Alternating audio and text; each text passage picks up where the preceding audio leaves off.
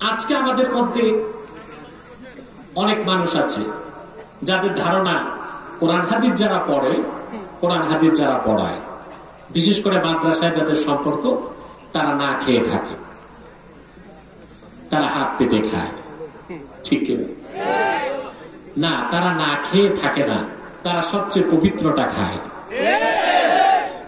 সবচেয়ে পবিত্র জিনিসটা খায়। আর তোমরা যারা একটু বেশি খাও, ওটা পুরাটাই হারামযুক্ত, ঘুষ, গরিবের রক্ত চোষা পয়সা, পরেরটা মেরে খাওয়া পয়সা। ঠিক। দ্বিতীয়, তোমরা মনে করো আলেম ওলামা হাত পেতে খায়। হ্যাঁ, তারা মাঝে মধ্যে চেয়ে খায়। যেখানে যায় মানুষ সম্মান করে, শুধু পোলাও, গোস্ত, কোরমা, রোস্ট আর ব্রোস্ট দেয়। প্রতিদিন খেতে তো আর ভালো লাগে না, তখন চাইতে হয় ভাই এগুলো ভালো লাগে না, একটু ভাববেন। চেয়ে খায়। কিন্তু তোমরা কোনটা খাও আমরা জানি। তোমরা কলমকে অস্ত্র বানায়, ফাইল ঠাকায়া, তারপর মানুষটাকে খাও। ওটা খুব খারাপ খাওয়া। ঠিক কিনা? আলেম ওলামা চেয়ে খায়, ভালোটা খাইতে খাইতে আর ভালো লাগে না। ঠিক কিনা? এবার বুঝতে পেরেছেন? কিন্তু তোমরা যারা এই সমালোচনা করো, আলেম ওলামাকে অবমূল্যায়ন করো, তোমাদের জানা নাই আমার আল্লাহর কাছে আলেম ওলামা তুলাবা এ ইজামের মর্যাদা কত বেশি। ও তুমি চিন্তা করতে পারবা না। ওটা চিন্তা করার মন মস্তিষ্ক আল্লাহ তাআলা তোমাকে দেন নাই। কারণ তুমি তো তোমার 20 বছর আগের গ্রাউন্ড কি? চাষা ভুষা, খেত খামারে কাজ করতে, পড়াশোনা করে কোন রকম বিসিএস ক্যাডার হয়ে অফিসার হয়ে গেছে। এখন ধরাকে সরা জ্ঞান করো, জবান সংযত করে কথা বলো। পৃথিবীর ইতিহাস সাক্ষী দেয়, কোরআন কারীমের শিক্ষার্থী, আল্লাহর কোরআনের অনুসারীদেরকে, উলামায়ে কেরামকে অবমূল্যায়ন যারাই করেছে, আল্লাহর গজবে সেই জনপদ ধ্বংস হয়েছে।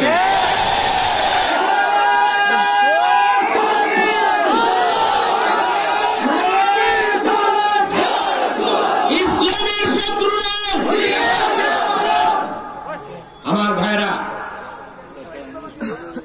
কোরআন সুন্নাহ যারা শিখে তাদের মর্যাদা কত বেশি তা ভাষায় ব্যক্ত এখন করা যাবে না। আপনারা যারা 2 ঘন্টার জন্য কোরআন কারীম শিখতে এসেছেন, আপনারা কোথায় পৌঁছেছেন তা কি চিন্তা করেছেন? সুবহান, জবানটা খুলে বলেন সুবহান। কি সম্মান পেয়েছেন? হাদিস সাক্ষী। আল্লাহর হাবিব ইরশাদ করেছেন, আমার উম্মতের মুমিন যখন কোরআন কারীম হাদিসের ইলম শিখার জন্য ঘর থেকে বের হয়ে যায়, ওয়া ইন্নাল মালাইকাতা লাতাদাউ আজনিহাতাহা রিদান লিতালিবিল ইলম। কোরআন হাদিস শিখার জন্য আল্লাহর মুমিন বান্দা যতক্ষণ হেঁটে বেড়ায়, ফেরেশতারা নূরের পাখা তাদের পদতলে গালিচা হিসেবে বিছিয়ে দেয়। আপনারা হেঁটে এসেছেন, ফেরেশতারা তাদের পাখাগুলো আপনাদের পদতলে সম্মান হিসেবে বিছিয়ে দিয়েছে। বলেন সুবহান। মন্ত্রী এমপি হলে লাল গালিচার সংবর্ধনা পাওয়া যায়, ওই পাটের চটের তৈরি গালিচা সেটা তারা পায়। আপনারা হেঁটে এসেছেন, ফেরেশতার পাখাগুলো গালিচা হয়ে আপনাদের পদতলে ছিল। সুবহান। এতে আপনারা খুশি? হেঁটে এসেছেন, প্রতি কদমে 10 নেকি পেয়েছেন।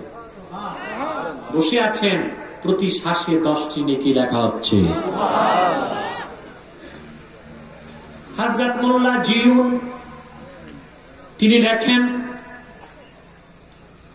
কোরআন হাদিস শোনার জন্য মুমিন যখন ঘর থেকে বের হয়ে যায়, আল্লাহ পাক তার আমলনামায় নফল হিজরতের সওয়াবটা লিখে দেন।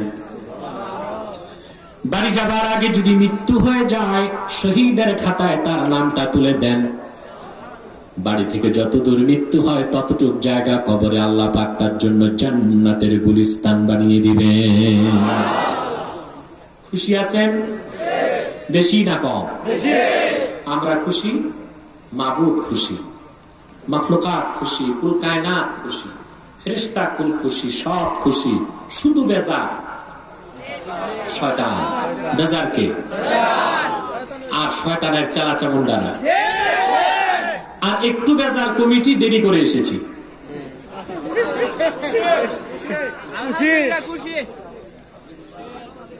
জি সবারই তো শুধু তো শয়তান বেজার, তার চালাচামুন্ডারা বেজার। শয়তানের সব চেষ্টা ব্যর্থতায় পর্যবসিত হয়েছে, একটা বাকি আছে। হাজার হাজার জনগণ একসাথে মুনাজাত করে গুনাহ মাফ করে বাড়ি যাবেন, এটা তো শয়তান চায় না। এই একটা চেষ্টায় আছে শয়তান। আমরা শয়তানকে সুযোগ দিব? আমরা ন্যাক নিয়ত করে শয়তানের নাপাক গালে একটা চপেটা ঘাত করতে চাই। সবাই রাজি আছেন? আমরা নিয়ত করছি কিছুক্ষণ পরে আজকের মুনাজাত করে গুনাহ মাফ করে নিষ্পাপ বেহেশতি আল্লাহওয়ালা হয়ে বাড়ি যেতে চাই। কারা কারা হাত তুলে আল্লাহ তাআলাকে ডাকে। নারে তাকবীর, নারে রিসালাত, আহলে সুন্নাত ওয়াল জামাত। নারে তাকবীর, নারে রিসালাত, ইয়া রাসূলুল্লাহ, আহলে ওয়াল জামাত, জিন্দাবাদ জিন্দাবাদ, নবী ওয়াল দুশমন, জিন্দাবাদ, ইলাক কামাল শত্রুরা, জিন্দাবাদ। মাইক বন্ধ রাখো, মাইক বন্ধ রাখো। আর বেশি স্লোগান দরকার নাই, আমরা যা মুখে বলবো তার চেয়ে বেশি কাজে পরিণত করবো। আর তোমরা যদি বেশি জোরে স্লোগান দাও, যারা দুর্বল চিত্তের মানুষ হার্ট অ্যাটাক করে দুর্ঘটনার সম্ভাবনা আছে। আমি আরেকবার ওয়ার্নিং দিচ্ছি, স্টেজে যারা তোমরা আমার ভাষা বুঝতেছো না, ইংলিশ বলবো না ফ্রান্স বলবো?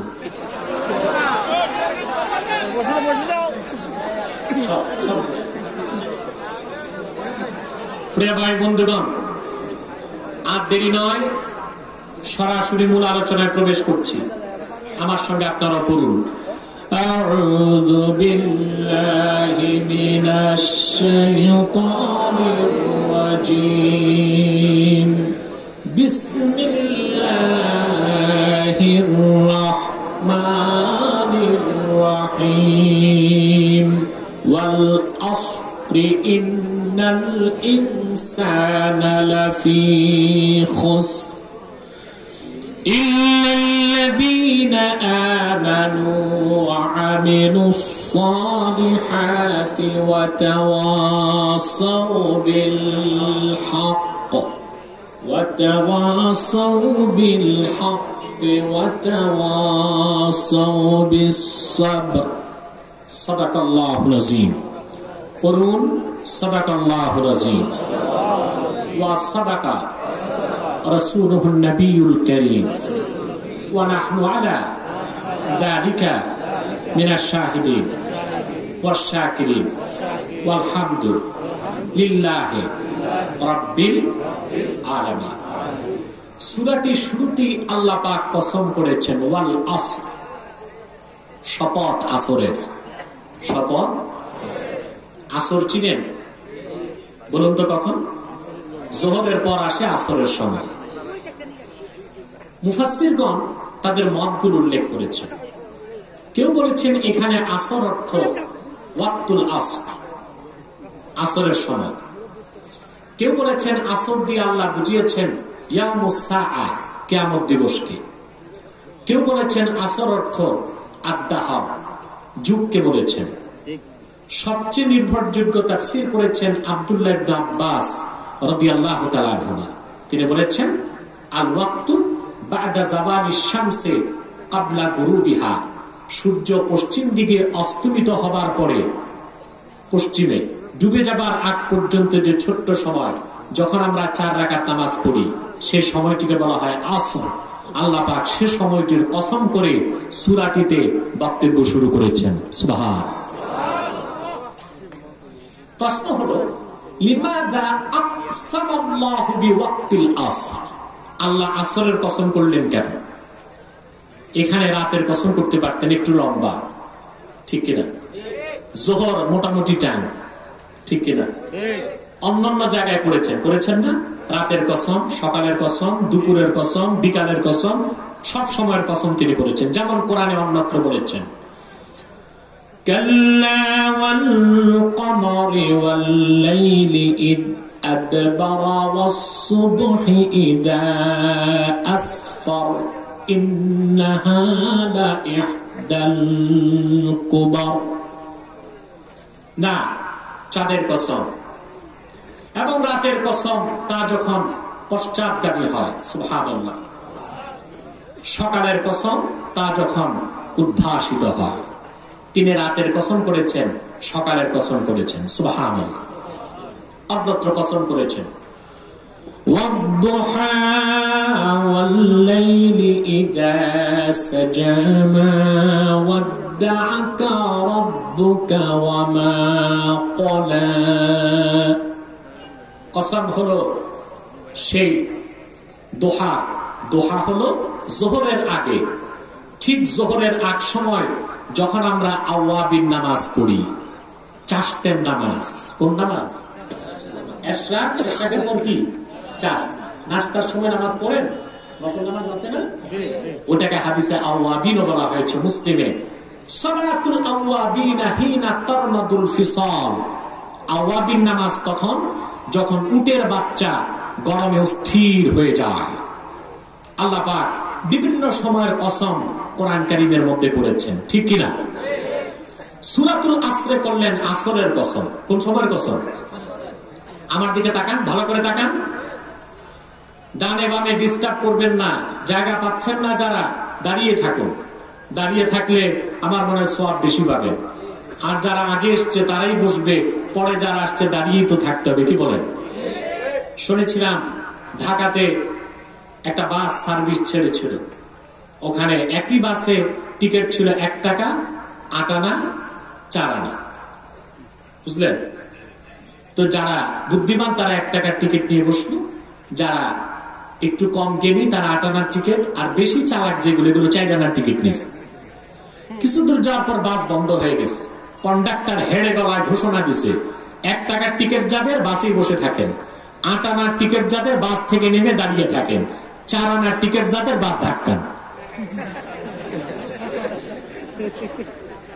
তবে সেই হিসাবটা মাহফিলে চলবে না। যারা পরে এসছেন, দাঁড়ায় আছেন, সওয়াব বেশি পাচ্ছেন, ঠিক কিনা? তবে ডিস্টার্ব করার সুযোগ নাই, মন দিয়ে শুনেন কথাগুলো।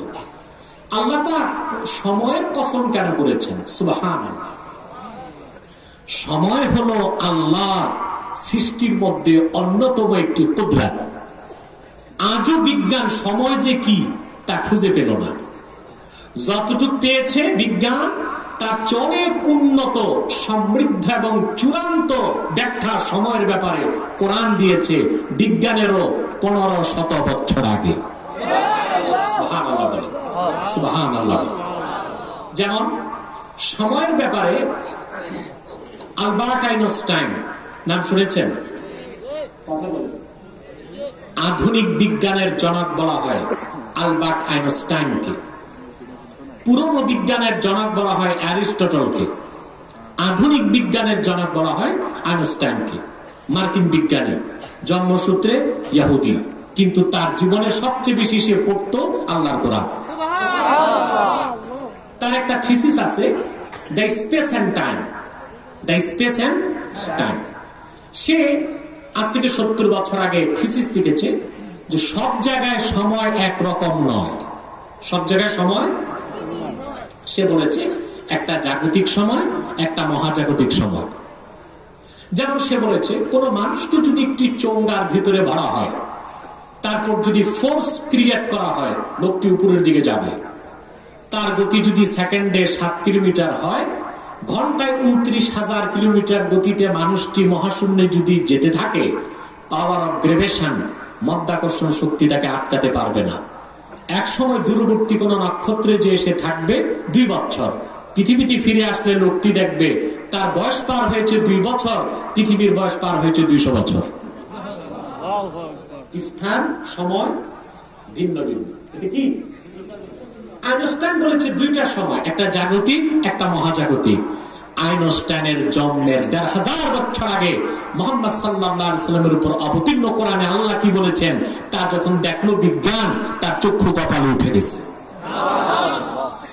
সময়ের ব্যাপারে আল্লাহ তাআলা বলেন, তারজুল মালাইকাতু ওয়ার রূহু ইলাইহি ফি ইয়াউমিন কানা মিকদারুহু 50,000 সানাহ। যে কিয়ামতের দিন ফেরেশতা এবং রূহু আল্লাহর দিকে উঠবে, সেই দিনটি হবে পৃথিবীর সময়ের 50,000 বছরের সমান। কত? এটা আল্লাহ নাযিল করেছেন সূরা মাআরিজ 4 নম্বর আয়াতে। আইনস্টাইন পেল 2টা সময়, জাগতিক মহাজাগতিক। আল্লাহ 1000 বছর আগে বলে দিচ্ছেন না, সময় 3 রকম, জাগতিক, মহাজাগতিক, পরজাগতিক। পরকালের একদিন হবে দুনিয়ার 50,000 বছরের সমান। তাহলে বিজ্ঞান আগে না কোরআন আগে? সর্বশক্তি দিয়ে বলতে হবে, বিজ্ঞান আগে না কোরআন আগে? চূড়ান্ত কি বিজ্ঞান না কোরআন? সময় যে কি, সুবহানাল্লাহ, এটা ইসলামী ব্যাখ্যা দিয়েছে, আর কেউ ব্যাখ্যা দিতে পারে নাই। রাসূল কারীম সাল্লাল্লাহু আলাইহি ওয়াসাল্লামের একটি হাদিস সহিহ বুখারীতে এসেছে। আল্লাহর হাবিব ইরশাদ করেছেন, লা তাসুব্বুদ দাহরা ফাইন্নাল্লাহা হুয়াদ দাহর। যুগকে গালি দিও না, সময়কে গালি দিও না, আল্লাহ হচ্ছেন সময় নিয়ন্ত্রণকারী। সেজন্য মানুষ যখন যুগ বা সময়কে গালি দেয়, গালিটা নিয়ন্ত্রণকারী যিনি মহান আল্লাহর উপর চলে যায়। সময়কে গালি দেওয়া হারাম। গালি দেওয়া কি? যুগকে গালি দেওয়া কি? হারাম। যেমন আমরা অনেক সময় বলি সময়টা ভালো না, কালটা ভালো না। আমি বলি কাল ভালো, চাল ভালো না। কাল কি ভালো, চাল ভালো না। সময় ভালো, কিন্তু আমাদের স্বভাব খারাপ, ঠিক কিনা বলে? সময়কে গালি দেওয়া যাবে না। তাহলে সময় হচ্ছে আল্লাহর অন্যতম নিদর্শন বা কুদরত। এই জন্য আল্লাহ পাক সময়ের কসম কোরআনে করেছেন। আর বিশেষ করে সূরাতুল আসরে আসরের কসম করেছেন, যা সবচেয়ে কম সময়, ঠিক কিনা? কেন? মুফাসসিরগণ জবাব দিয়েছেন। কথা শুনতেছেন? মুফাসসিরগণ জবাব দিয়েছেন, আল্লাহ রাব্বুল আলামিন সূরাতুল আসরে বান্দার চোখের পর্দা সরায় দেবার জন্য আসরের কসম করলেন, রে বান্দা, সূর্যটা পশ্চিম দিকে ঢলে যাবার পরে ডুবে যেতে যেমন সময় লাগে না, এই পৃথিবীতে তোমার জন্মের পরে তোমার জীবন নামের সূর্যটা ডুবে যেতেও তেমনই সময় লাগবে না।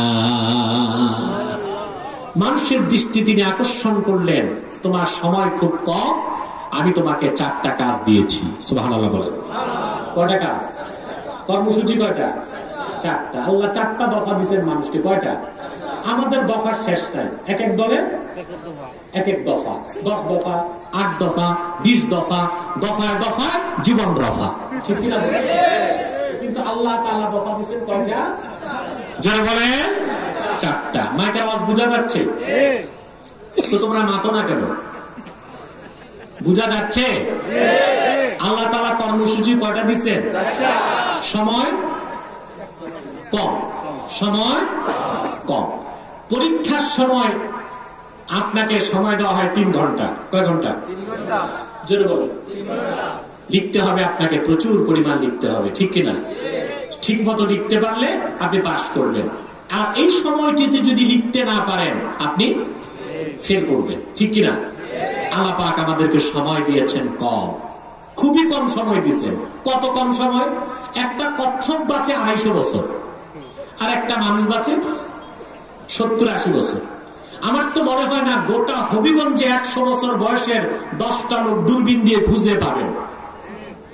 আছে 100 পাবেন না, 10টা লোক খুঁজে পাবেন না। আমরা বয়স পাই 70 বছর 80 বছর, অথচ কচ্ছপ বাচ্চা কত বছর? কথা বলেন। আপনারা গুইসাপ দেখছেন? কথা বলেন। এই গুইসাপ বাঁচে 750 বছর। কত বছর? 750 বছর। গুইসাপ পানিতে থাকে। এটা খাওয়া হারাম। এটা খাওয়া কি? বুখারীতে হাদিস এসেছে, আল্লাহ রাসূল সাল্লাল্লাহু আলাইহি ওয়াসাল্লাম ইরশাদ করেছেন, বুখারীর হাদিস, নাহা রাসূলুল্লাহ সাল্লাল্লাহু আলাইহি ওয়াসাল্লাম আন আকলি দুব। আল্লাহ রাসূল সাল্লাল্লাহু আলাইহি ওয়াসাল্লাম গুইসাপ খেতে নিষেধ করেছেন। আজকে কিছু মৌলবি ফতোয়া দিচ্ছে পানিতে যা আছে সব খাওয়া যায়, সাপ, কাকড়া, ব্যাঙ সব খাওয়া যায়। তাহলে দেখা যাচ্ছে হাদিস একটা পড়লে হবে না, সবটা পড়তে হবে।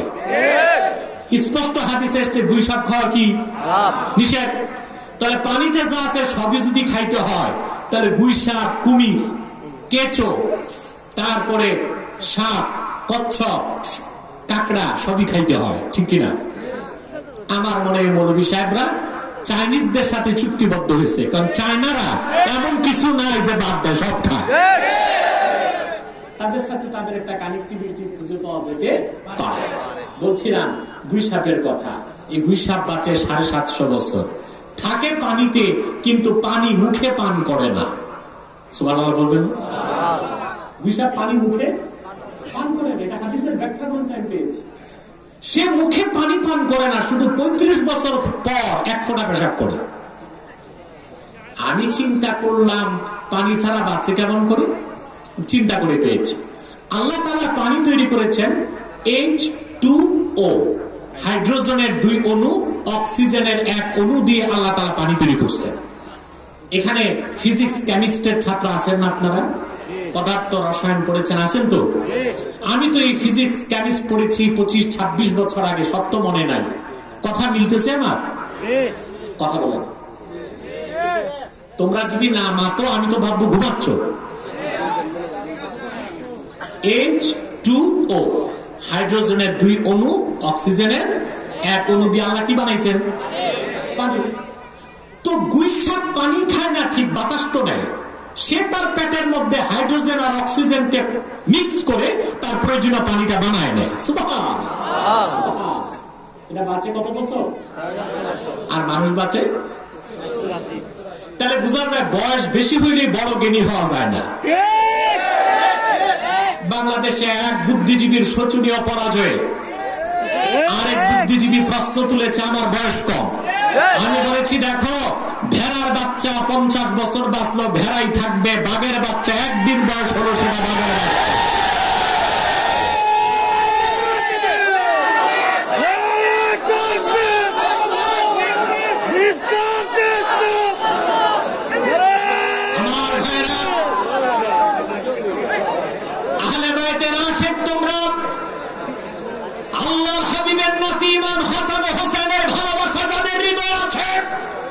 মনে রাখো, বাংলাদেশের ক্রান্তিকালে একটি স্লোগান শিখায় দেই, মাসলাক যার যার, দ্বীন ইসলাম সবার।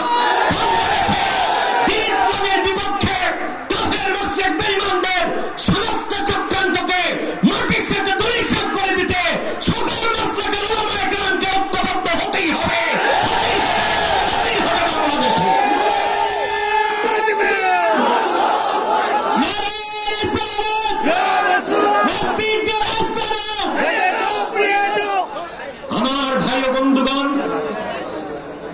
ইসলামের না, এটা রাজনীতি না, বসে কোন রাজনীতি না। যেটা নাস্তিক ওটা কোন রাজনীতির সাথে সম্পর্ক নেই।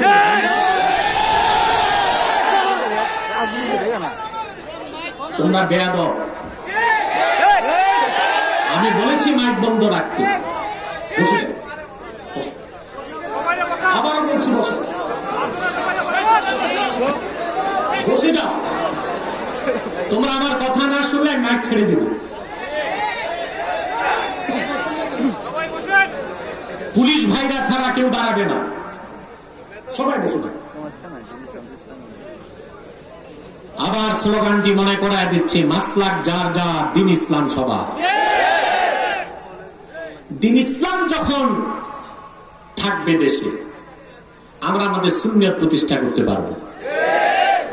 আমরা আমাদের মাসলাকের কাজ করতে পারবো।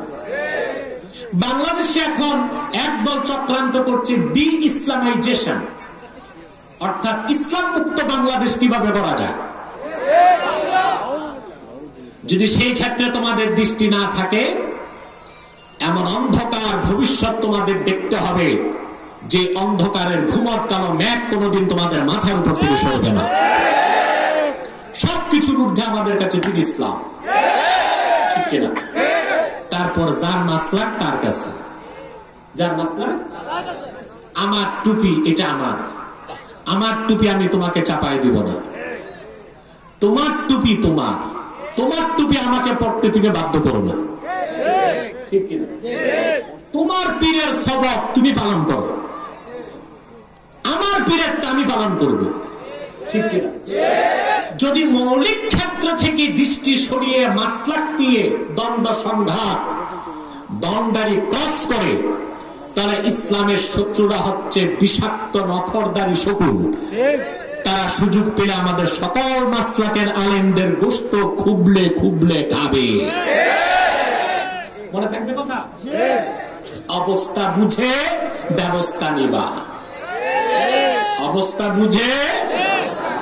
এই চরম সত্য কথা বুঝাতে না পারার কারণে কিছু বন্ধু, আলেম বন্ধু আমারে ফতুয়া দিছে আমি গোলাপি ওয়াহাবি। এখন আমি যদি গোলাপি ওয়াহাবি হইতো বাংলাদেশে সুন্নিকে।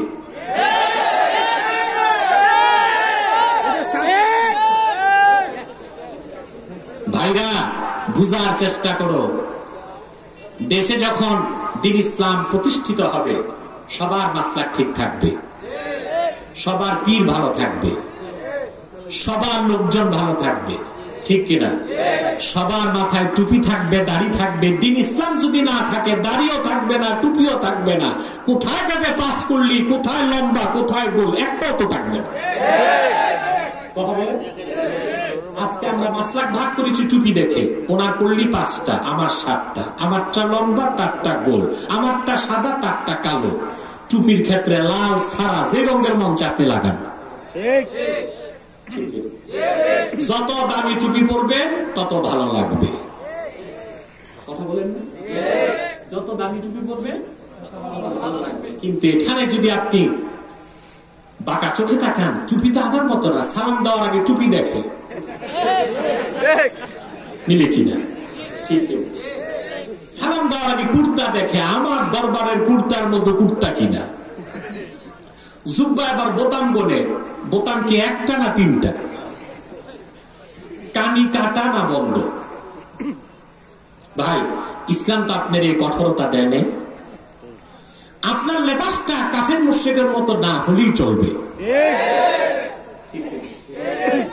যদি জুব্বা পরার পর ফতুয়া খোঁজেন, তাহলে যে প্যান্ট শার্ট লাগায় ও তো ডোল পিটাবে খুশিতে, জানি ভালো আছে।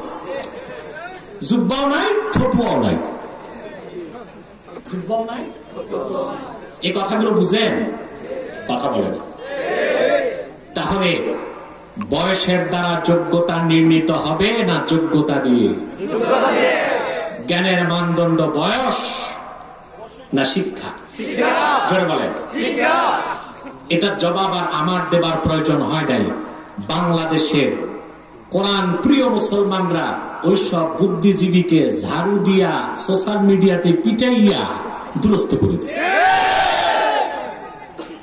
সারা দেশ ঐক্যবদ্ধ হবার একটি স্বপ্ন দেখছে। আল্লাহ যেন কবুল করে। সাউন্ডটা একটু ক্লিয়ার হবে, একটু বাড়বে, ইকো চলবে না। প্রিয় ভাই বন্ধুগণ, তাহলে দেখেন তো আমাদের বয়স বেশি না কম? আল্লাহ ইঙ্গিত করছেন ওয়াল আসর, শপথ আসরের। আসরের সময় যখন কম, পৃথিবীতে তোমার বয়সটাও কম। এই কম সময়ে কাজ দিচ্ছেন কয়টা? দেখেন, প্রথম বললেন ইন্নাল ইনসানা লাফি খুসর, নিশ্চয় মানুষ ক্ষতির মধ্যে নিশ্চিত নিপতিত। এখানে যে আল ইনসান বললেন আল্লাহ তাআলা, আল ইনসান আলিফ লাম আছে না? জোরে বড় ভাই আছে। মুফাসসিরগণ ব্যাখ্যা করেছেন, কেউ কেউ বলেছেন এটা আলিফ লাম আহাদ যেহনি, সব মানুষ ক্ষতিগ্রস্ত না, একটা দল ক্ষতিগ্রস্ত।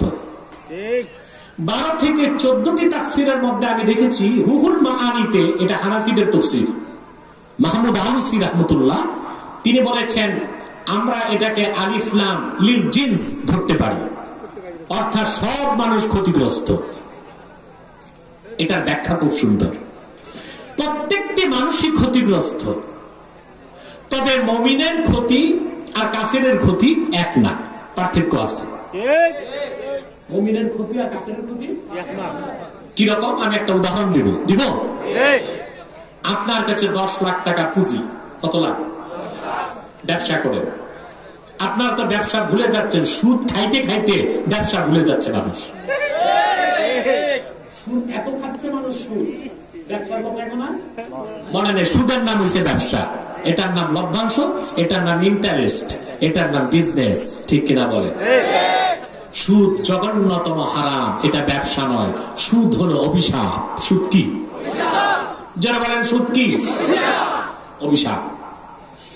প্রিয় ভাই বন্ধুগণ, 10 লাখ টাকা আপনার পুঁজি, মাসে আসে প্রতিদিন 1000 টাকা, মাস শেষে আপনার লাভ আসে 30,000 টাকা।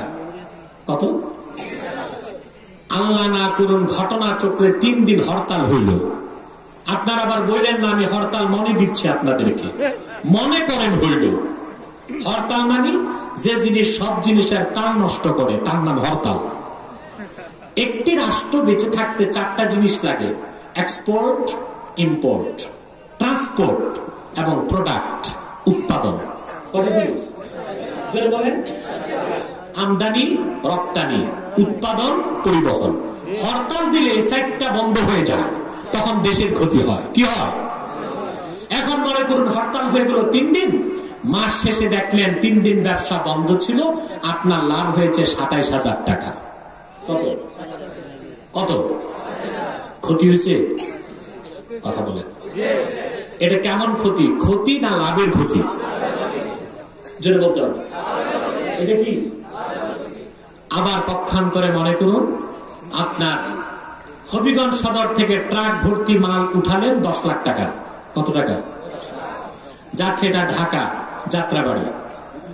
গভীর রাত ব্রাহ্মণবাড়িয়া বিশ্ব রোড যাওয়ার পরে ট্রাক ড্রাইভার ঘুমায় গেছে, আর ট্রাক ড্রাইভার 10 লাখ টাকার মাল সহ ট্রাক সহ চলে গেছে খালে। 10 লাখ গেছে কই? চলে বলতে হবে। এটা কেমন ক্ষতি? আগাগোড়া ক্ষতি। আগেরটা ছিল কি? লাভের ক্ষতি। আর এটা মুমিনের ক্ষতি হলো লাভের ক্ষতি। ইমানের দৌলত যে ব্যক্তি সিনায় ধারণ করবে, মুহাম্মদ সাল্লাল্লাহু আলাইহি সাল্লামের খাতিরে আল্লাহ পাক কোন একদিন তাকে জান্নাত নসিব করবেন।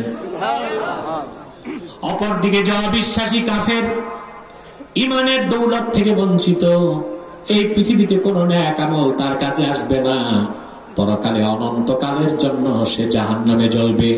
সেজন্য মুমিনের ক্ষতি আর কাফের অবিশ্বাসীর ক্ষতি এক নয়, ঠিক কিনা? আল্লাহ বলেছেন ইন্নাল ইনসানা লাফি খুসর, নিশ্চয়ই মানুষ নিশ্চিত ক্ষতিগ্রস্ত। আর অধিক সংখ্যক মুফাসসিরের মতে আলিফ লাম আহাদ যিহনি, সবাই ক্ষতিগ্রস্ত না, একটি দল ক্ষতিগ্রস্ত আর একটি দল লাভবান। কোন দলটি লাভবান, কোন দলটি ক্ষতিগ্রস্ত আল্লাহ নিজে ব্যাখ্যা করে দিয়েছেন। ইল্লাল্লাযীনা আমানু ওয়া আমিলুস সালিহাত, তারা ক্ষতিগ্রস্ত নয় যারা ঈমান আনয়ন করলো, ওয়া আমিলুস সালিহাত, নেক আমল করলো, ওয়া তাওয়াসাউ বিল হক, পরস্পর পরস্পরকে সত্যের উপদেশ দিল, ওয়া তাওয়াসাউ বিস সাবর, পরস্পর পরস্পরকে ধৈর্যের উপদেশ দিল। এই 4টি এজেন্ডা, এই 4টি কর্মসূচি যারা পৃথিবীতে পুরাপুরি আদায় করে আল্লাহর সাক্ষাৎ করবে, তাদের কোনো চিন্তা নাই। দুনিয়ার জীবনটা হবে কল্যাণময়, মৃত্যু হবে আরামের সাথে, কবর হবে জান্নাতের বাগান, হাসর ময়দানে তাকে কষ্ট করতে হবে না, বিদ্যুৎ গতিতে পুল সিরাত পার হবে।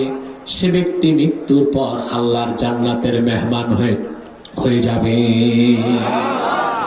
তাহলে আমাদের কাজ কয়টা? যেন বলতে হবে, প্রথম কি? ঈমান। প্রথম কি? সর্বশক্তি দিয়ে বলেন, প্রথম কি? ঈমান। প্রথম কি? ঈমান। সুবহানাল্লাহ। ঈমান যে কি আমি যদি বুঝাতে যাই সারা রাত পার হয়ে যাবে, বোঝানো যাবে না। আবার একটি কথায় আমি আপনাকে ঈমানের সংজ্ঞা দিতে পারি।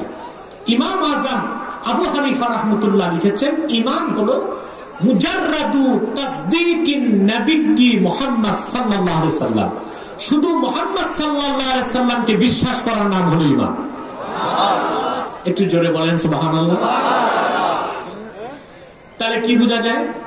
আমাদের দেশে একদল ভাই অপপ্রচার করে যে কালেমা শুধু লা ইলাহা ইল্লাল্লাহ। আমি বলবো কিয়ামত তক লা ইলাহা ইল্লাল্লাহ উচ্চারণ করলে মুসলমান হওয়া যাবে না। কিন্তু একবার যদি কেউ বলে আশহাদু আন্না মুহাম্মাদার রাসূলুল্লাহ, নিশ্চয় মুহাম্মদ সাল্লাল্লাহু আলাইহি ওয়াসাল্লাম আল্লাহর রাসূল, সে মুসলমান হয়ে যাবে। কারণ যে ব্যক্তি আল্লাহর হাবিবের রিসালাতকে বিশ্বাস করবে সে তো 30 পারা কোরআনকে বিশ্বাস করবে। যে ব্যক্তি 30 পারা কোরআনকে বিশ্বাস করবে সে আল্লাহর তাওহীদকে বিশ্বাস করলো, ঠিক কিনা বলে? আখিরাতকে বিশ্বাস করলো, ইবাদতকে বিশ্বাস করলো, গোটা কোরআনকে বিশ্বাস করে নিল। তার মানে শুধুমাত্র আল্লাহর হাবিব মুহাম্মদ সাল্লাল্লাহু আলাইহি সাল্লামের রিসালাতকে বিশ্বাস করার সঙ্গে সঙ্গে আল্লাহ পাক মুমিনের অন্তরে ঈমানের 72টি শাখা গেঁথে দিবে। আল্লাহর কোরআনের শুরু থেকে শেষ পর্যন্ত প্রতিটি বাক্যের, প্রতিটি শব্দের, প্রতিটি অক্ষর বিনা প্রশ্নে চোখ বন্ধ করে বিশ্বাস করার নাম হলো ঈমান। তো মুহাম্মদ সাল্লাল্লাহু আলাইহি ওয়াসাল্লাম আল্লাহর রাসূল। সুবহানাল্লাহ। এটা সকল ইহুদিরা জানতো, কিন্তু সবার পক্ষে ঈমান আনা সম্ভব হয় না। আমি আরো দুটো দৃষ্টান্ত দিচ্ছি। সহিহ আল বুখারীতে এসেছে 2য় খণ্ডে। আমাদের আম্মা জানগণের মধ্যে একজন আম্মা জান ছিলেন হযরতে সাফিয়া। নাম শুনছেন? সাফিয়া বিনতু হুয়াই ইবনে আখতাব। ইহুদি বড় নেতা হুয়াই বিন আখতাবের মেয়ে ছিল হযরত সাফিয়া। ওনাদের বাড়িঘর ছিল খায়বারে। খায়বার হচ্ছে মদিনা মুনাওয়ারা থেকে 170 কিলোমিটার দূরে। আমি সেখানে গিয়েছিলাম। ইহুদিরা 1500 বছর আগে পাথর দিয়ে যে তাদের কেল্লা তৈরি করেছিল সেটাও আমি দেখেছি। আল্লাহ রাসূল সাল্লাল্লাহু আলাইহি সাল্লাম খায়বার যখন বিজয় করলেন, হযরত সাফিয়ার পিতা মাতা সব যুদ্ধে নিহত হলো। হযরত সাফিয়া তিনি বন্দী হলেন। তার মা নিহত হননি, বাবা নিহত হয়েছিল। হযরত সাফিয়া বন্দী হলেন, আল্লাহ রাসূল সাল্লাল্লাহু আলাইহি ওয়াসাল্লাম থেকে আযাদ করলেন। হযরত সাফিয়া নিজে আল্লাহ রাসূলকে আবেদন করলেন, আমি হযরত হারুনের বংশধর, আমি অন্য কারো কাছে থাকতে চাই না, আপনার কদমে আপনি আমাকে জায়গা দিবেন। আল্লাহ রাসূল তাকে আযাদ করলেন, তাকে বিয়ে করলেন, নিকাহ করলেন। আল্লাহর হাবিবের কাছে আসার পর আল্লাহর হাবিব দেখলেন হযরত সাফিয়ার গালে 5 আঙ্গুলের দাগ। আল্লাহর হাবিব বললেন, তোমাকে এত জোরে থাপ্পড় কে দিয়েছে যে 5 আঙ্গুলের দাগ লেগে আছে? হযরত সাফিয়া বললেন, ইয়া রাসূলুল্লাহ, ইয়া হাবিবাল্লাহ, আপনি খায়বারকে বিজয় করার আগের রাতে আমি স্বপ্নে দেখলাম পূর্ণিমার চাঁদ আকাশ থেকে নেমে আমি সফিয়ার ডান কোলে চলে এসেছে। যখন আমি আমার স্বামীকে এই স্বপ্নের কথা বললাম, সে সর্বশক্তি দিয়ে আমার গালে থাপ্পড় দিয়ে বলল, বুঝতে পেরেছি তুমি মুহাম্মদ সাল্লাল্লাহু আলাইহি ওয়াসাল্লামের স্ত্রী হয়ে যাবা। সুবহানাল্লাহ বলবেন না? পূর্ণিমার চাঁদ যে কে বুঝতে পেরেছি। হযরত সাফিয়া বলেন, আমি দেখলাম পূর্ণিমার চাঁদ আমার ডান কোলে চলে এসেছে। আমার ইহুদি স্বামীর কাছে বলার পর সে থাপ্পড় দিয়ে বলল, বুঝতে পেরেছি তুমি মুহাম্মদ সাল্লাল্লাহু আলাইহি ওয়াসাল্লামের স্ত্রী হয়ে যাবা। তা আল্লাহ রাসূলকে চিনতো তারা? কথা বলে না, চিনতো? হযরত সাফিয়ার বাবা ছিল হুয়াই বিন আখতাব। মক্কা থেকে রাসূল করিম সাল্লাল্লাহু আলাইহি সাল্লাম হিজরত করে যখন মদিনাতুল মুনাওয়ারাতে গেলেন, হযরত সাফিয়ার বাবা আর চাচা দুইজন গেলেন আল্লাহ রসুলকে দেখতে। রসুল্লাহকে দেখে যখন খায়বার ফেরত গেলেন, হযরত সাফিয়া বলেন, আমি দেখলাম বাবার মুখটাও কালো, চাচার মুখটাও কালো। একজন আরেকজনকে কানে কানে কি যেন বলে, আমাকে শুনতে দেয় না। আমি কান পেতে শুনলাম, আমার বাবা চাচাকে জিজ্ঞেস করতেছে, আ হুয়া হুয়া। সুবহানাল্লাহ, আর একটু জোরে সুবহানাল্লাহ। আ হুয়া হুয়া, যাকে দেখে আসলাম মদিনা মুনাওয়ারায়, তিনি তো মুহাম্মদ সাল্লাল্লাহু আলাইহি সাল্লাম। ওনার কথাই তো আমাদের তাওরাতে এসেছে। তাহলে উনি কি তিনি?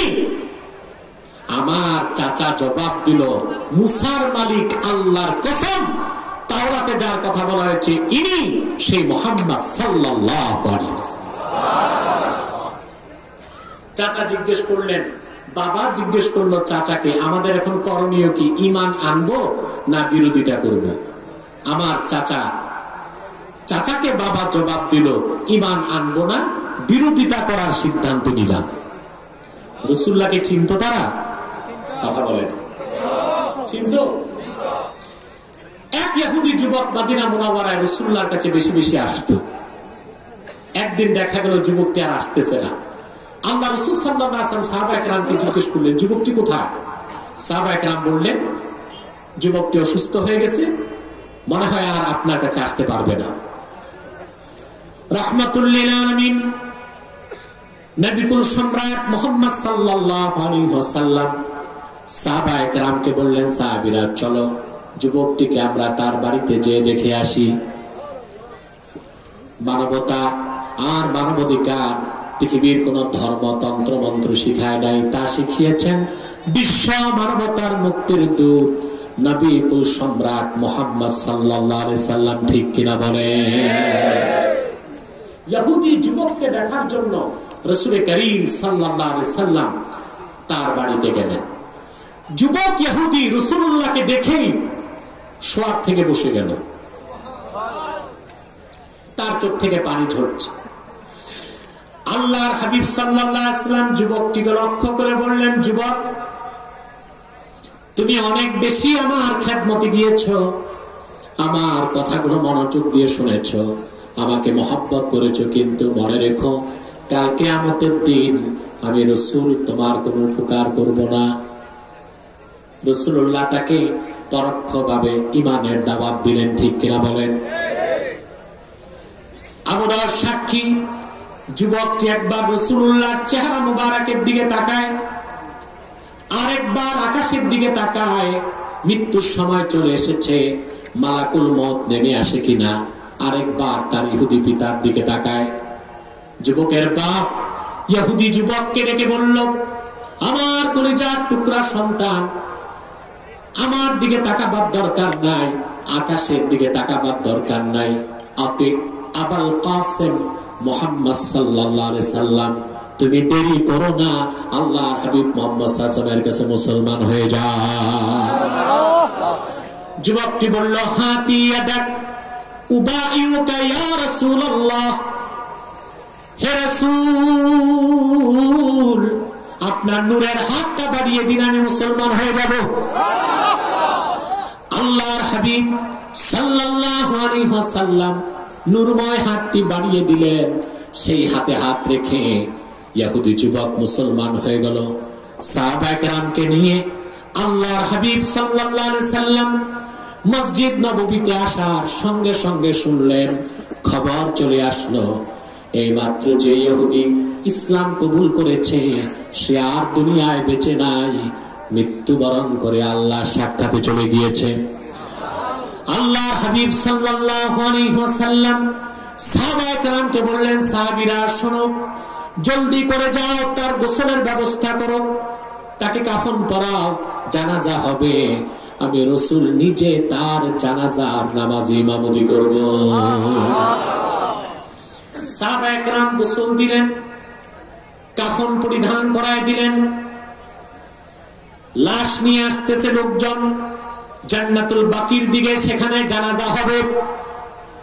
হযরত ওমর বলেন, আমি আল্লাহর হাবিবের সঙ্গে হেঁটে হেঁটে যাচ্ছিলাম জান্নাতুল বাকির দিকে।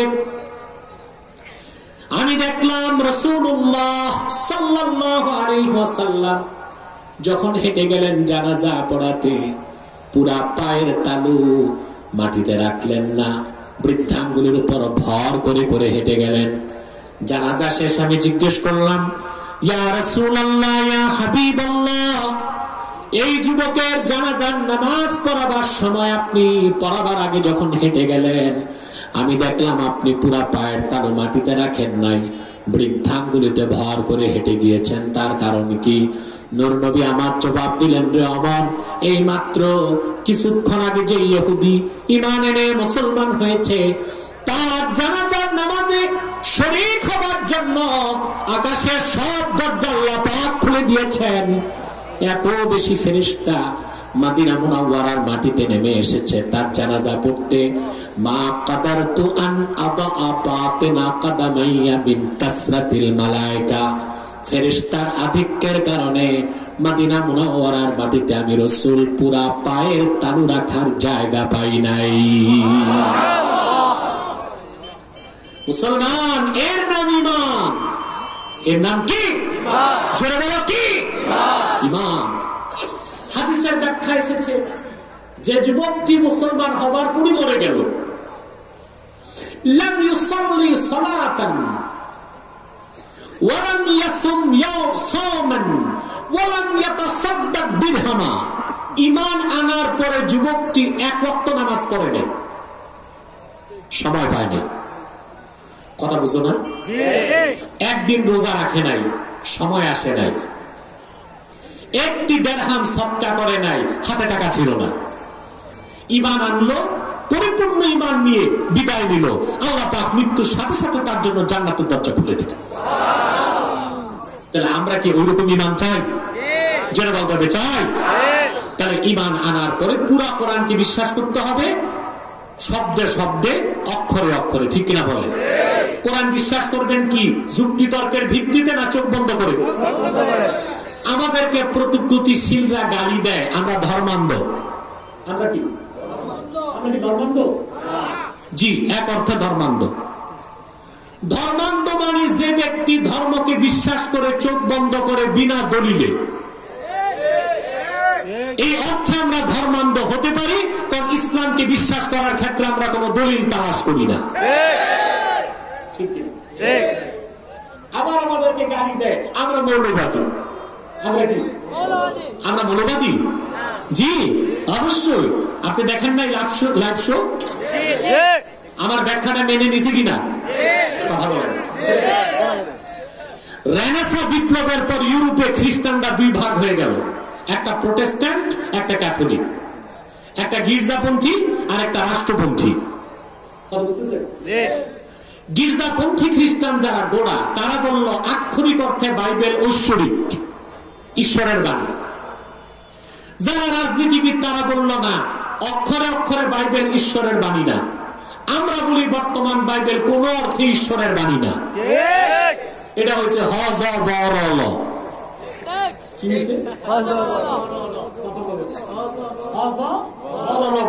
খিচুড়ি মার্কে একটা কিছু বলতে পারে। তখন গির্জাপন্থীরা আধুনিক খ্রিস্টানদেরকে বলল, আধুনিক খ্রিস্টানরা গির্জাপন্থী খ্রিস্টানদেরকে বলল, ইউ আর ফান্ডামেন্টালিস্ট, তোমরা মৌলবাদী। অক্ষরে অক্ষরে বাইবেল বিশ্বাস করার কারণে কি বললো? এখন আমরা কোরআনকে অক্ষরে অক্ষরে বিশ্বাস করি, সেজন্য আমাদেরকে যদি মৌলবাদী বলা হয়, অবশ্যই আমরা মৌলবাদী, আর সেই মৌলবাদী না হয়ে মুসলমান হবার সুযোগ নয়। তবে আমরা উগ্রবাদী নই। মৌলবাদ আর উগ্রবাদ এক জিনিস। মৌলবাদ আর উগ্রবাদ এক জিনিস। মৌলবাদী না হয়ে আপনি যদি মূল বিশ্বাস না করেন তো মৌলবাদী হবেন না, আর মূল বিশ্বাস না করলে মুসলমানও হবে না। কথা বুঝতে পারছেন? তাহলে আমরা পরিপূর্ণ মুমিন হব। রাজি আছেন? রাজি আছেন? তারপর কি? ওয়া আমিলুস সালিহাত, ঈমানের পর নেক আমল। সুবহানাল্লাহ। নেক আমল কারে বলে আমরা বুঝি না। না বুঝার কারণে আমরা নামাজও পড়ি, সুদও খাই, নামাজও পড়ি, ঘুষ খাই, নামাজ পড়ি, পাল্লায় ওজনে কম দিই, আর সবচেয়ে বেশি যেমন ডক্টর ইউনূস চালু করছে মাইক্রো ক্রেডিট, ক্ষুদ্র ঋণ, এটার নাম হচ্ছে ক্ষুদ্র সুদ। গ্রাম দেশে মাতবররা চালু করছে ক্ষুদ্র ঘুষ, ওটা ক্ষুদ্র সুদ। আর মাতবররা চালু করছে কি? মাতবররা মাতবরি করতে গেলে দুই দিক থেকে খায়, যে দিক বেশি খায় রায় ওই দিক যায়। এটা আছে, মাতবররাই বলতেছে আসছে।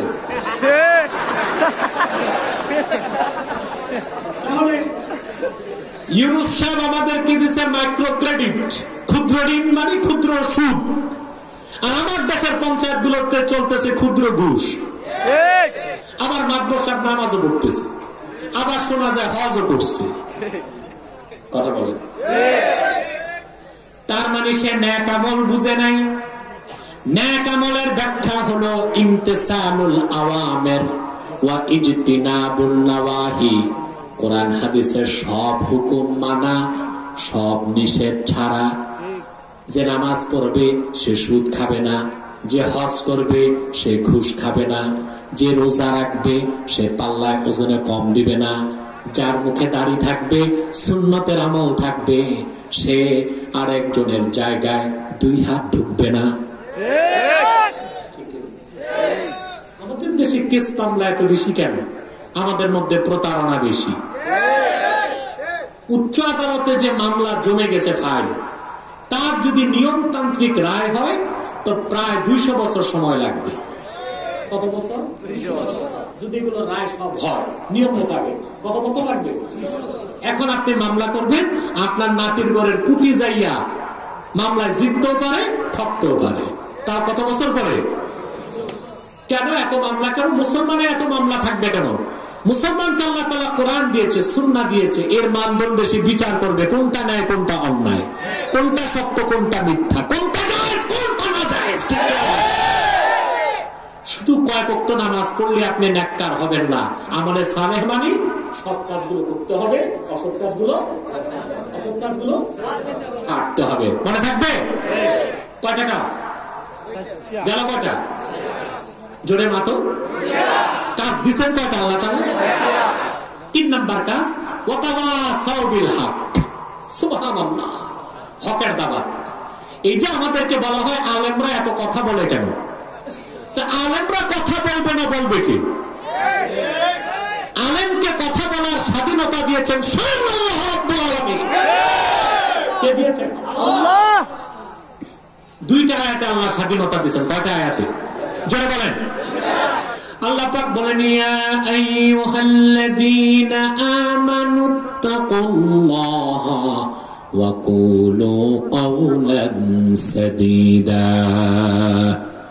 হে মুমিনগণ, তোমরা আল্লাহকে ভয় করো এবং সত্য কথা বলো, সোজা কথা বলো, সিধা কথা বলো।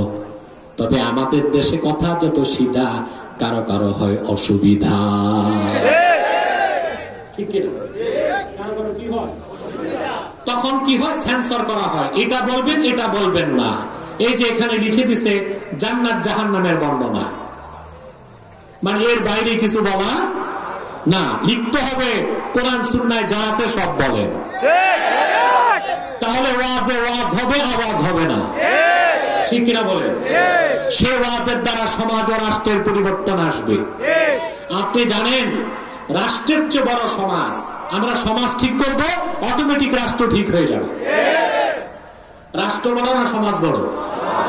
আমি বিজ্ঞানের ছাত্র ছিলাম, কিন্তু আমি রাষ্ট্রবিজ্ঞান, অর্থনীতি এগুলো খুব পড়াশোনা করি আলহামদুলিল্লাহ। রাষ্ট্রবিজ্ঞানে এসেছে society is greater than state. সমাজ হচ্ছে রাষ্ট্র থেকে বড়। সমাজ রাষ্ট্র থেকে অনেক বড়, অনেক বড়। 57টি মুসলিম রাষ্ট্র, মুসলিম সমাজ। আর যখন বলবেন বাংলাদেশ, তখন বাংলাদেশের মুসলমান, তুরস্ক, তুরস্কের মুসলমান। ঠিক কিনা? আমরা যখন ন্যাশনালিজমে বিশ্বাস করবো, জাতীয়তাবাদ, আমরা বাংলাদেশি, কেউ বলবে আমি তুর্কি। ঠিক কিনা? কেউ বলবে আমি আফগানি, কেউ বলবে আমি ইরাকি। যখন আমি বলবো আমি মুসলিম, ভৌগোলিক পরিচয় শেষ। রাষ্ট্রের পরিচয় নাই, তখন আসবে সমাজের পরিচয়। কিসের? তাহলে সমাজ বড় না রাষ্ট্র বড়? আল্লাহর কোরআন এসেছে ব্যক্তিকে সুন্দর করতে, সমাজকে সুন্দর করতে, রাষ্ট্রকে সুন্দর করতে। সেজন্য কোরআন থেকে কথা হবে, সব বিষয়ের কথা হবে। ব্যক্তি জীবন, সমাজ জীবন, রাষ্ট্র জীবন, সংসার জীবন, শিক্ষা জীবন, অর্থনীতি, সমাজনীতি, যুদ্ধনীতি, সংস্কৃতি, সব কথা আল্লাহর কোরআনে আছে। সব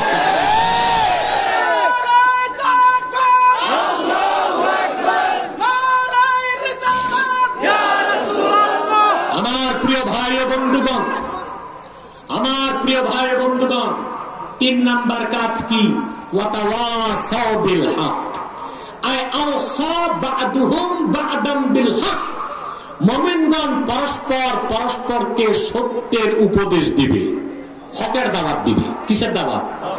হক কি? হক হলো কোরআন, হক হলো রাসূলুল্লাহ সুন্নাহ। সুবহানাল্লাহ। এই কোরআনের দাওয়াত সবার জন্য। কোরআনের দাওয়াত না শুধু মুসলমানের জন্য? আমাদেরকে আবার তারা বলে, ওই যে বুদ্ধিজীবী নামের বুদ্ধি প্রতিবন্ধীরা, যে আমরা সাম্প্রদায়িক। আমি বলেছি না, আমি লাইভ শোতে বলেছি, পাবলিক লেকচারে বলি, মুসলমান সাম্প্রদায়িক হতে পারে না। কারণ যে ব্যক্তি একটি সম্প্রদায়ের, সে সাম্প্রদায়িক। মুসলমান এসেছে সব সম্প্রদায়ের জন্য।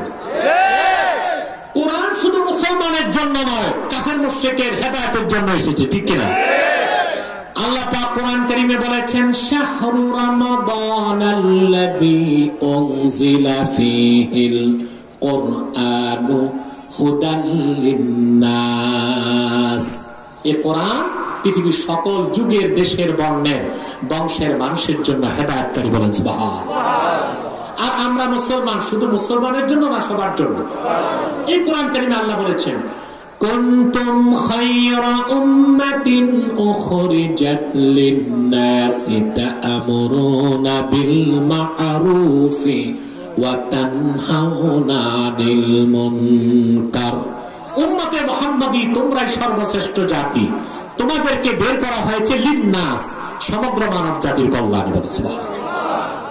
আমাদের কোরআন সব জাতির জন্য, আমরা সব জাতির জন্য। আমরা সাম্প্রদায়িক না অসাম্প্রদায়িক?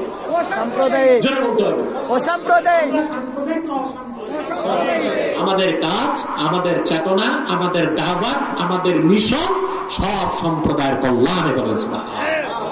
আমাদেরকে সাম্প্রদায়িকতার তকমা দেবার সুযোগ নাই, সুযোগ নাই। খ্রিস্টান একটি সাম্প্রদায়িক, হিন্দু সাম্প্রদায়িক, বৌদ্ধ সাম্প্রদায়িক, ইহুদি সাম্প্রদায়িক। নিউ টেস্টামেন্ট বাইবেলে এসেছে, ঈসা রুহুল্লাহ জেসাস বলে গেছে, আমি প্রেরিত হয়েছি বনি ইসরায়েলের হারানো ম্যাশগুলোকে উদ্ধার করার জন্য।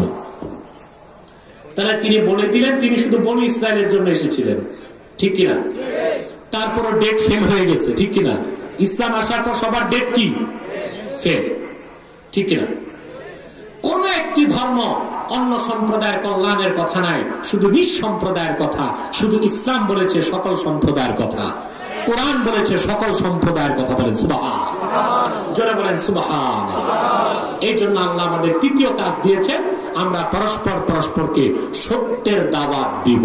রাজি আছেন? সেটা হলো কোরআন সুন্নাহর দাওয়াত। কিসের দাওয়াত? কোনো কথা গোপন করা যাবে না, সব বলতে হবে। এই কোরআন কারীমে এমন কিছু নাই আল্লাহ বলেন নাই। সুবহানাল্লাহ। আমাকে কিছু স্কলার প্রশ্ন করেছে, নাম বলবো না আমি, তিনি একজন বড় মাপের বুদ্ধিজীবী। আমি নাম বলি না, নাম বললেই তো আমাকে সাইবার ক্রাইমে মামলা দিবে। আপনারা তো জানেন না, আজকে আমার আদালতে জামিন হয়েছে। এক অভিশপ্ত শয়তান কাফের মুশরিকদের এজেন্ট মিথ্যা মামলা দিয়েছে আমাকে সাইবার ক্রাইমে। আলহামদুলিল্লাহ, আমি জামিনে মুক্ত হয়েছি, আলহামদুলিল্লাহ। তো নাম টাম নেবার প্রয়োজন আমি মনে করি না। আর এই বুদ্ধিজীবীদেরকে বাংলাদেশের 3% লোক চিনে না, নাম নিলে চিনবে। নাম নিলে ওদেরকে চিনবে, আর ওদেরকে চিনলে আমেরিকা বিলাত থেকে তাদের রেট বেড়ে যাবে। আমাকে বলেছে, আপনারা যে বলেন কোরআন সুন্নাহ দিয়ে দেশ চালাবেন, তো ভারতের হিন্দুরা যদি বলে আমরা হিন্দু ধর্ম দিয়ে দেশ চালাবো, তখন কি করবেন? এটা একটা প্রশ্ন। এই কথাটা হিন্দু বলতে পারে, খ্রিস্টানও বলতে পারে, ইহুদিও বলতে পারে, বৌদ্ধ বলতে পারে। আমি কি জবাব দিয়েছি জানেন? বলবো? আমি বলেছি একমাত্র ইসলাম হলো জীবন বিধান, আর অন্যগুলো হলো প্রথা সর্বস্ব ধর্ম। ওই একটি ধর্মের মধ্যে মানুষের রাজনৈতিক জীবনের কোনো ব্যাখ্যা নাই, একমাত্র ব্যাখ্যা দিয়েছে ইসলাম। 2, তর্কের খাতিরে মেনে নিলাম, হিন্দুদেরকে আমরা সুযোগ দিলাম, ঠিক আছে তোমরা তোমাদের ধর্ম দিয়ে কয়েক বছর দেশটা চালাও।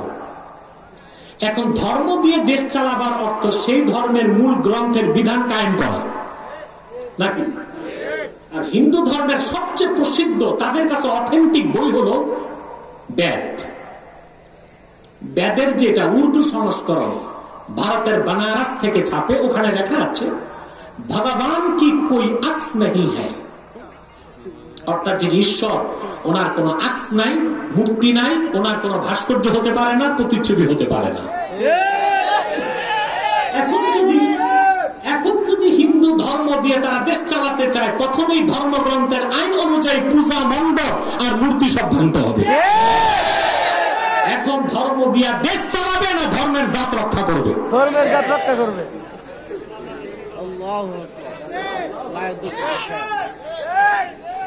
2, আপনারা জানেন হিন্দুরা গো হত্যাকে মহাপাপ মনে করে, ঠিক না? কিন্তু বর্তমান যুগে ব্যবসার স্বার্থে তারা নিজেরা গরুর গোশত না খেলেও ভারত থেকে গরুগুলো আমাদেরকে দিয়ে দেয় বিক্রি করে কোরবানিতে জবাই করতে। অবশ্য পরবর্তীতে চামড়াগুলো আবার কিনে নেয়। কিন্তু যখন ধর্ম দিয়া দেশ চালাবে তখন তো গো হত্যা সংসদে আইন পাস করে বন্ধ করতে হবে। তখন গরু হত্যা করা যাবে না, পাচার করে বেচাও যাবে না। তখন ভারতের অবস্থা হবে কি, এত গরুর সংখ্যা বাড়বে, পার্লামেন্টে, ব্যাংকে, আদালতে, পার্কে, সব জায়গায় গরু আর গরুতেই তো ভরে যাবে, মানুষ থাকবে তো।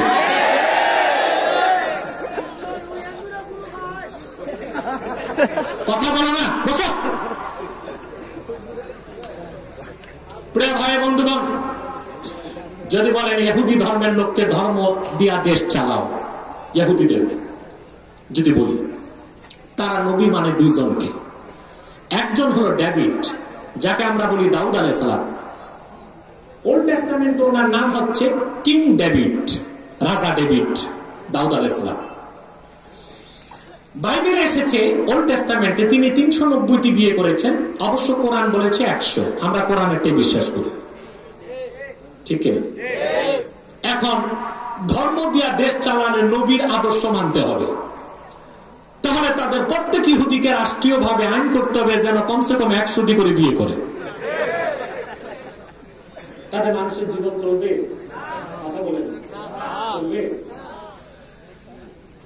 আপনার খ্রিস্টানদেরকে যদি বলেন তোমরা ধর্ম দিয়ে দেশ চালাও, আপনারা জানেন জেসাস যাকে বলা হয় ঈসা রুহুল্লাহ, তিনি বিয়ে করেন নাই। 40 বছর বয়সে আল্লাহ তাকে আকাশে উঠায় নিয়েছে। আর খ্রিস্টানরা বিশ্বাস করে ক্রুসিফিকেশন, তাকে ক্রুশবিদ্ধ করে হত্যা করা হয়েছে। আমরা এটা বিশ্বাস করি না, ঈমান থাকবে না। আল্লাহ বলেছেন ঈসাকে হত্যা করা হয় নাই, তাকে আকাশে উঠানো হয়েছে। কিয়ামতের আগে আল্লাহ তাকে পাঠাবেন মুহাম্মদ সাল্লাল্লাহু আলাইহি ওয়াসাল্লামের উম্মত হিসেবে। আমাদের সাথে খ্রিস্টানরা একদম তিনি বিয়ে করেন, তার রাষ্ট্রীয়ভাবে তার আদর্শ প্রতিষ্ঠিত করতে গেলে আইন করতে হবে, কোন খ্রিস্টান বিয়ে করতে পারবে না। তো এক সময় দেখা যাবে খ্রিস্টানদের কোনো সংখ্যাই থাকবে না, রাষ্ট্রই তারা হারায় ফেলবে।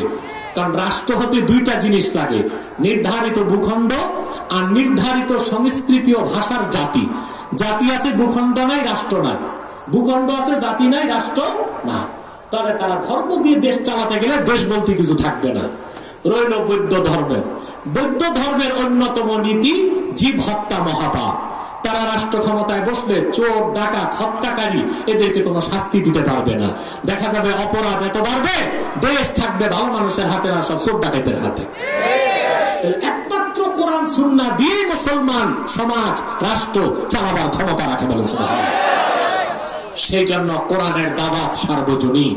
আল্লাহ 3য় এজেন্ডা দিয়েছেন, ওয়াতাওয়াসাউ বিল হক, পরস্পর পরস্পরকে সত্যের দাওয়াত দিবে বলে সুবহানাল্লাহ। সত্যের দাওয়াত কি? নিজের কাছে সত্য নাই, সত্যের দাওয়াত দিবেন নাকি? এখন তো অনেক অফিসার, অনেক বুদ্ধিজীবী এখন আমাদেরকে তাফসীর শোনাইতে চায়, ফতোয়া দিচ্ছে। মানে ফতুয়া দিচ্ছে ওনারা, কোরআন হাদিস থেকে ফতুয়া দিচ্ছে ওনারা। আরে মনে হয় পেশাব করে পানিটাও নেয় না ঠিক মতো। যে জিজ্ঞেস করা হয় উজুর ফরজ কয়টা বলতে পারবে না। যদি বলা হয় সূরা ফাতিহা একটু পড়েন, দাঁত ভেঙে যাবে।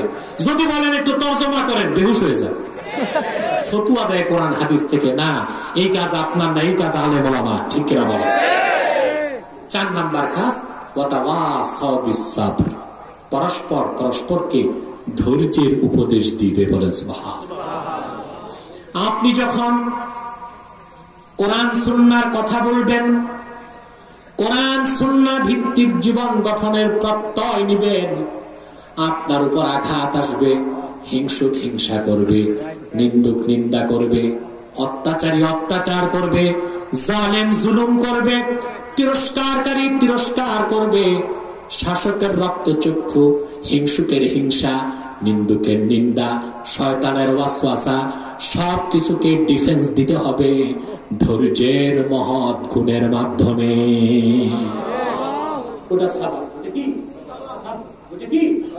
এটা ধৈর্য। মুমিনের সবচেয়ে বড় রত্ন তার চরিত্রের ধৈর্য বা সাবার। বলেন সুবহানাল্লাহ। কিন্তু যে জাতি সবচেয়ে ধৈর্যশীল হবে, সে মুসলমান এখন ধৈর্যের পরিচয় দিতে পারে না।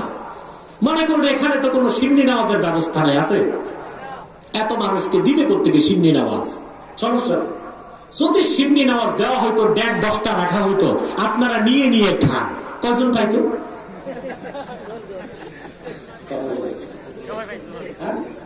না, যদি দেওয়া হয়তো 10টা ড্যাগে বিরিয়ানি আছে, আপনারা সুশৃঙ্খল ভাবে নিয়ে নিয়ে খান। কিছু মানুষের মাথা থাকতো মাটিতে, কিছু মানুষের হাত ভাঙ্গা, কিছু মানুষ ড্যাগের ভিতরেই ডুবতো। এ হল আমাদের সবর, এ হল আমাদের ধৈর্য। আমাদের যে কি ধৈর্য তা দেখেন না? ঈদের সময় লঞ্চে 700 লোকের জায়গায় 2100 লোক উঠে, তারপর পদ্মার মাঝখানে যে শরীর সমাধি, ঠিক কিনা? বাসে, রেলে, সব জায়গায় আমরা অধৈর্যের পরিচয় দিই না। মুমিনের অন্যতম চরিত্রিক ভূষণ হলো ধৈর্য বা সাবার। বলেন সুবহানাল্লাহ। এটা 3 প্রকার। কয় প্রকার? একটা হলো আস-সাবরু আলান নাওয়ায়েব, বিপদে আপদে ধৈর্য ধারণ করা। আরেকটা হলো আস-সাবরু আলাল মাআসি, গুনাহের কাজে আপনাকে ধৈর্য ধারণ করতে হবে। যার ধৈর্য নাই সে গুনাহ থেকে বাঁচতে পারবে না। আরেকটা হলো আপনার সবর ধারণ করতে হবে আপনার নেক কাজে। কোন কাজে? নেক কাজে। নেক কাজ করতে ধৈর্য লাগবে।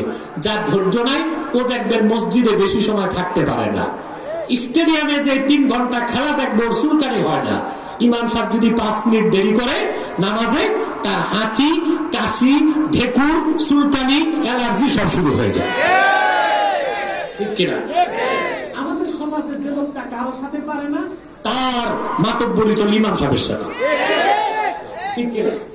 দূরবীন নিয়ে পিছনে থাকে ইমাম সাহেব কটা গুনার কাজ করছে, নিজে এক ওয়াক্ত নামাজ পড়ে না, ঠিক কিনা? এত মানুষ নিচু প্রকৃতির, তাকায় তাকায় দেখে ইমাম সাহেবের কি দোষ পাওয়া যায়। নিজে পেশাব করে পানি নেয় না, ইমাম সাহেব ঢিলা কুলুক নিচে কিনা, তারপর ফালাফালি করছে কিনা তাও দেখে।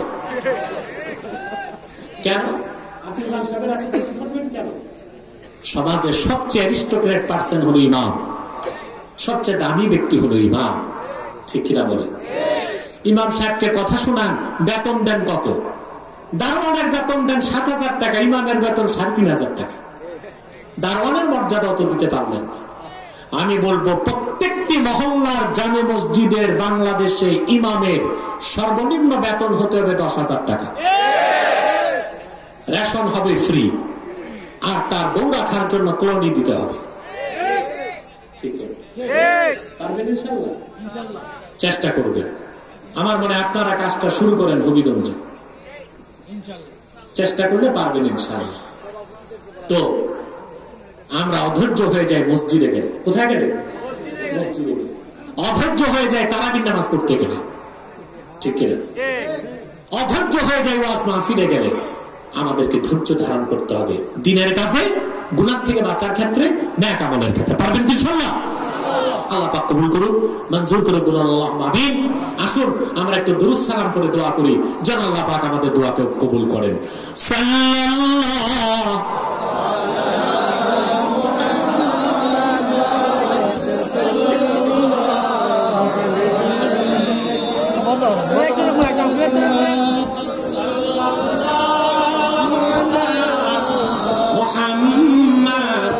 सल्लल्लाहु अलैहि या नबी सलाम अलैका या रसूल या हबीब सलाम अलैका सलावत मुहम्मदुन रसूलुल्लाह सल्लल्लाहु अलैहि वसल्लम खतमल्लाहु बिहिन नबुव्वा व हकमन ला नबिय्या बअदहु या नबी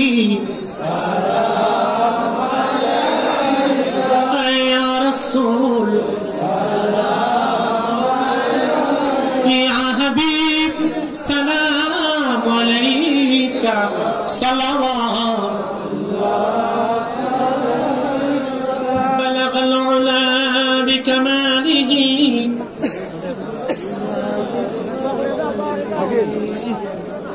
हसनत जमीआ सल्लु अलैहि वा आलिहि। আমার নতুন দ্বিতীয় সংস্করণ, নতুন প্রকাশিত একটি কিতাব দারসুল হাদিস প্রথম সিরিজ আপনারা মুনাজাতের পর নিয়ে যাবেন স্টেজের বাম পাশ থেকে। প্রবাসীরা টাকা পয়সা দিয়েছে, তাদের জন্য দোয়া করবেন। আসুন আমরা সবার জন্য দোয়া করি। ربنا تقبل منا إنك أنت السميع العليم وتب علينا إنك أنت التواب الرحيم ربنا ظلمنا أنفسنا وإن لم تغفر لنا وترحمنا لنكونن من الخاسرين।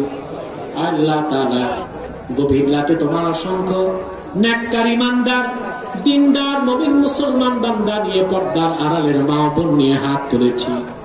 এতগুলো মানুষের মধ্যে যার দুটো হাত তোমার ভালো লাগে আল্লাহ, তার দুটো হাতের বিনিময়ে আমাদের জীবনের সব গুনাহ খাতা তুমি মাফ করে দাও। আল্লাহ তাআলা রব্বুল আলামিন হৃদয়ের গভীর থেকে দোয়া করি আল্লাহ তোমার আখিরি নবী নূর নবী আমার মুহাম্মদ সাল্লাল্লাহু আলাইহি ওয়াসাল্লাম আজ থেকে ১৫০০ বছর আগে দুনিয়া থেকে বিদায় নিয়েছেন। হায়াতুন নবী হিসেবে জান্নাতুল ফেরদাউস রওজা মুবারকে বিশ্রাম নিয়েছেন। জীবনে একবার তোমার আখিরি নবী নূর নবী মুহাম্মদ সাল্লাল্লাহু আলাইহি ওয়াসাল্লামের জান্নাতুল ফেরদাউস রওজা মুবারকে উপস্থিত হয়ে গো আল্লাহ তোমার হাবিবের নূরের কদমে দরুদ ও সালামের হাদিয়া দেবার আগে আল্লাহ তুমি ডাক দিও না। আল্লাহ পাক একবার একাধিকবার যেন সোনার মদিনায় নূরের মদিনায় যেতে পেরেছি আল্লাহ জীবনে বারবার তোমার আখিরি নবী নূর নবী মুহাম্মদ সাল্লাল্লাহু আলাইহি ওয়াসাল্লামের নূরের শহর মদিনাতুল মুনাওয়ারা জিয়ারতের জন্য তাদের কপালটা তুমি খুলে দাও। আল্লাহ পাক রব্বুল আলামিন হৃদয়ের গভীর থেকে দোয়া করি আল্লাহ তোমার আখিরি নবী নূর নবী মুহাম্মদ সাল্লাল্লাহু আলাইহি ওয়াসাল্লামের নূরের চেহারা মোবারক স্বপ্নে একবার দেখে গো আল্লাহ জান্নাত ওয়াজিব হবার আগে তুমি ডাক দিও না। একবার বা একাধিকবার যেন সোনার মদিনায় নূরের মদিনায় তোমার হাবিব মুহাম্মদ সাল্লাল্লাহু আলাইহি সাল্লামের নূরের চেহারা মোবারক স্বপ্নে দেখার সৌভাগ্য লাভ করেছে আল্লাহ জীবনে বারবার দেখার জন্য তাদের কপালটা তুমি আল্লাহ সোনার কপাল বানায় দাও। আল্লাহ আমাদের অনেকের বাবা নাই, অনেকের মা নাই, অনেকের বাবা মা একজন নাই। যত মানুষের বাবা মা দুনিয়ার থেকে বিদায় নিয়ে অন্ধকার কবরে চলে গেছে আল্লাহ সকল মুসলমান বাবা মার কবরকে আল্লাহ তুমি জান্নাতের বাগান বানায় দাও। এই বিশাল মাহফিলের জন্য প্রবাস থেকে যে বিদেশি ভাইরা টাকা পয়সা পাঠিয়েছে, যুবকরা কষ্ট করেছে, ধন দিয়েছে, মন দিয়ে খেটেছে, আল্লাহ সকলের ধন মনকে কবুল করে মাহফিলটা আমাদের সবার জন্য নাজাতের একটা জারিয়া বানায় দাও। আল্লাহ আমাদের মুশকিলাতকে আসান করে দাও, নেক হাজাত ও চাহাতকে কবুল করে নাও। যত মানুষ আমার সঙ্গে আমার কথা শুনেছে, আমার সঙ্গে হাত তুলেছে, ধৈর্যের সাথে বসে আছে। আল্লাহ সকলকে কামিল ঈমান দান করো, সহিহ আকীদা দান করো, প্রত্যেককে 5 ওয়াক্ত নামাজি বানায় দাও, নেককার পরহেজগার তোমার পেয়ারা বান্দা হিসেবে কবুল করে নাও। ভাইরা আমার, 1 মিনিট সময় ছেড়ে দিলাম, চক্ষুটা বন্ধ করুন, দিলটা নরম করুন, মাথাটা নত করুন। আল্লাহ আখিরি নবী নূর নবী আমার মুহাম্মদ সাল্লাল্লাহু আলাইহি ওয়াসাল্লামের ওসিলা ধরে আল্লাহর কাছে চান, যা চাইবেন তাই কবুল হয়ে যাবে। যদি পারো রে ভাইরা, 2 ফোঁটা চোখের পানি সদকা করে দি।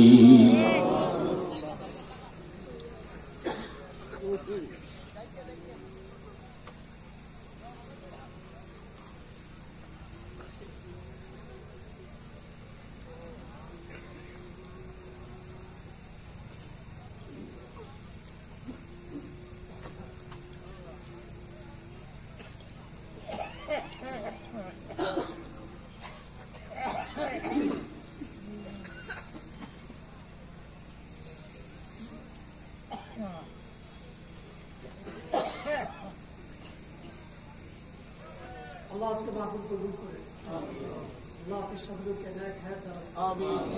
আল্লাহ আপনাকে সকল রকমের ষড়যন্ত্র থেকে আল্লাহ হেফাজত করুন। আমিন।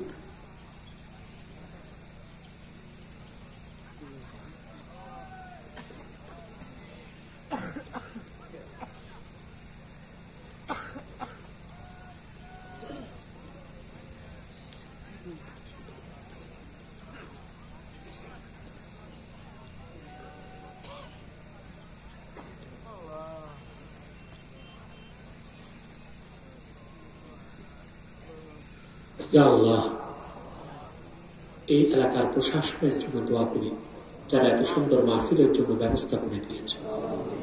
থানা ভারপ্রাপ্ত কর্মকর্তা, পুলিশ ভাই যারা নৈতিক সমর্থন করেছে, আইনি সহায়তা দিয়েছে, বিশেষ করে সংসদ সদস্য যিনি এই মাহফিলের পক্ষে, যার সবচেয়ে বেশি নৈতিক সমর্থন ছিল, আরো যারা মাহফিলের জন্য খেটেছে, শ্রম দিয়েছে, পরিশ্রম করেছে, সবাইকে কবুল ফরমাও।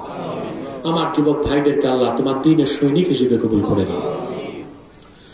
اللهم إنا نتوسل إليك بوسيلة حبيبك المحترم نبيك الخاتم سيدنا إمامنا محمد بن عبد الله نبي الله رسول الله صلى الله عليه وسلم الذي أكملت به قصر النبوة وحكمت لا نبي بعده وأعلنت في القرآن بالبرهان أن محمدا صلى الله عليه وسلم خاتم النبيين والمرسلين قبل 1500 سنة وصلى الله تعالى على خير خلقه نبينا محمد نور الله وعلى آله وأصحابه أجمعين برحمتك يا أرحم